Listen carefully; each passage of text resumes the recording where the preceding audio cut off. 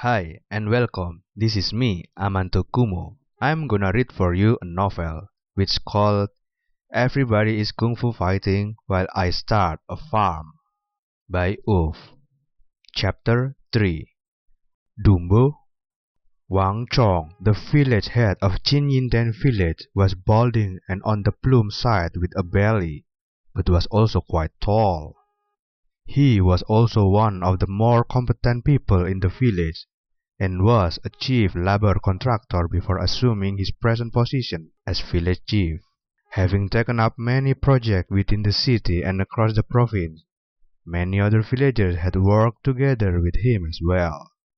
Then, after becoming the village chief in the previous year, Wang Chong had handed all the construction work to his son, but at present, reflected beneath the street-light of his roof was a big wolf dog. It was rolling around, shrieking wildly as it foamed at the mouth, which kept bubbling as it poured outward. "Are you alright, Chief Wang?" Jiang He's voice wafted from beyond the yard even as he slapped on the front gates loudly. "What's wrong, old Wang?" Old Wang's wife had come out of the house as well after straightening her clothes, and was left stunned by the sight before her. "Could it be epileptic?" she quickly asked. "Quick, we have to call a vet." "Nonsense!" Wang Chong scolded as he rebuked her. "How could a dog be epileptic? Go open the gates! Who could it be in the middle of the night?" But even as he cursed, he was only staring at the rolling dog without going to it for a closer look. With Dumbo acting like that, what if it beat him out of a moment of madness? Hence, he went back inside to find his phone and was ready to call a vet, when he heard his wife open the front door, saying, "Oh, Xiaojiang, you could have told us you were coming. You've even brought a gift with you." Even as he spoke, she was reaching out to take a plastic bag Jiang He was holding, the same plastic bag which was carrying the meat Jiang He had just bought. Jiang He, "Huh? Madame Wang?" he answered, tightening his grip over the bag. "I was just passing by after visiting the butcher shop. That's when I heard Dumbo shrieking loudly. Oh, right. Is Chief Wang all right?" "Eh?" Wang Chong's wife left her hands hanging mid-air, unsure how to continue the conversation right then. Wait, why was her husband suddenly dragged in? By then, Jiang He had already dashed up to Wang Chong's side. Then, after just a single glance at the wolf dog that was rolling around, its cries getting softer and was breathing out more than in, he exclaimed, "Oh no, Chief, your Dumbo must have been poisoned." "Poisoned?" Wang Chong asked, taken aback. "What do you mean, poisoned?" "According to my observation, it must be rat poison." Jiang He stayed calm as he drew out a cucumber with a turn of his hand, snapped it in half and crushed it in his hand, before ignoring all else as he stuffing everything down Dumbo's throat.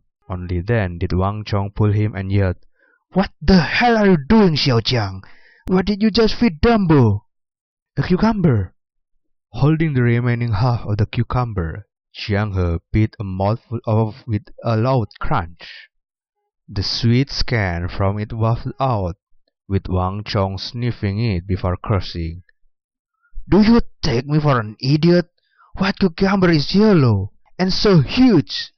That was certainly true. The half piece of cucumber in Jiang He's hand was larger than anything in the vegetable store. It was large, yellow, and smelled so sweet. Cucumbers are yellow. What other color could they be? Black? That was when Dumbo leaped up from the ground with a wind, shaking its fur energetically before darting back inside its fence. Wang Chong was left bewildered. But just as he was about to press Jiang He, the other man waved him off, saying, "Chief Wang, Madame Wang, I still have things to do, so I'll get home first." Even though he looked impassive, he was actually very excited. "It works as an antidote. Still, the rat poison is highly toxic, but it only counts as normal poison. I wonder if the cucumber works against poisons like the crane's red crown or the seven-step intestine cutter. When Jiang He reached the gates, he turned around to look at Dumbo behind its doggy fence, getting another idea. I remember a pesticide called paraquat, which is even more poisonous. Any human drinking it would survive.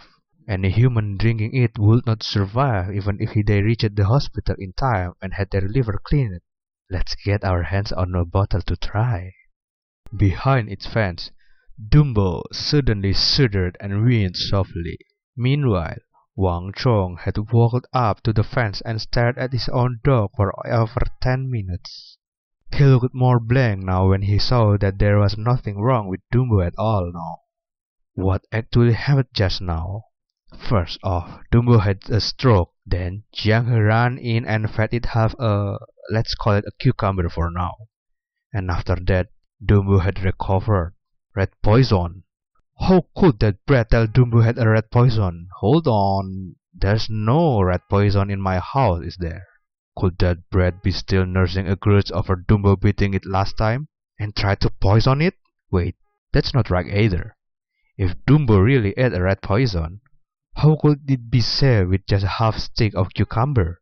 Wang Chong was mumbling even as he returned inside his house, and suddenly asked, "Dear, could you get us a cucumber?" On the other hand, Jiang He had finished the remaining half of the cucumber on his way home. My digestion must have strengthened considerably after ascending as a quasi-martial artist. I must have absorbed most of the cucumber's attributes as well, which is why I don't feel stout after a while. He felt that he could take in another cucumber. That being said, after eating 2.5 in one night, he really couldn't eat them raw anymore. After cooking some rice and making a cucumber coleslaw, Jiang He picked up his phone, sweeping through short video clips on his phone.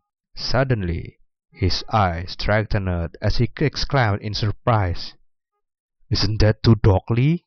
He's having a live stream?" Tu Dog Lee's real name was Li Fei, and he came from the same village as Jiang He. And in Jiang He's memory, they were grade schoolmates. But Tu Dog Lee dropped out right after finishing grade school. His old man had bought over 300 goats, and had him herd them around.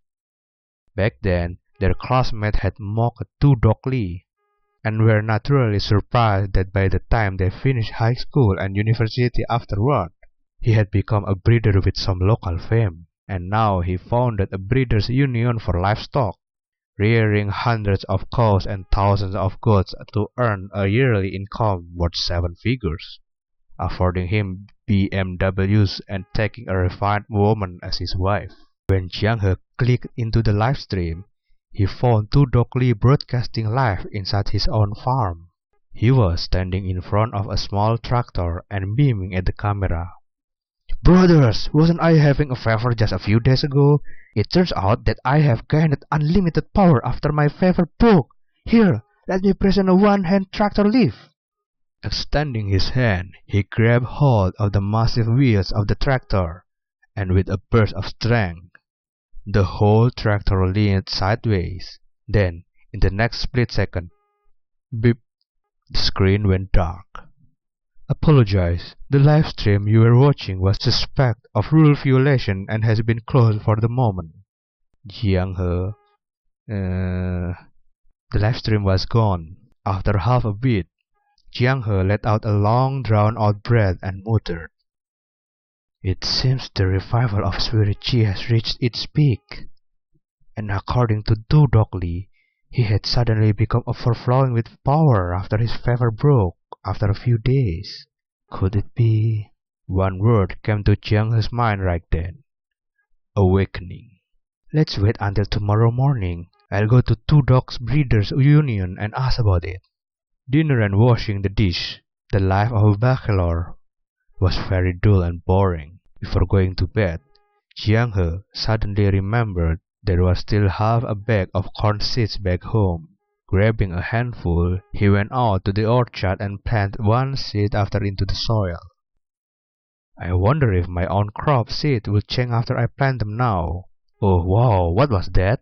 After planting his corn, Jiang He sensed something unusual behind him, only to find a pair of oily green eyes staring at him in the dark night. Oh, Dumbo! And that is the end of the chapter 3. I hope you enjoyed it. See you soon.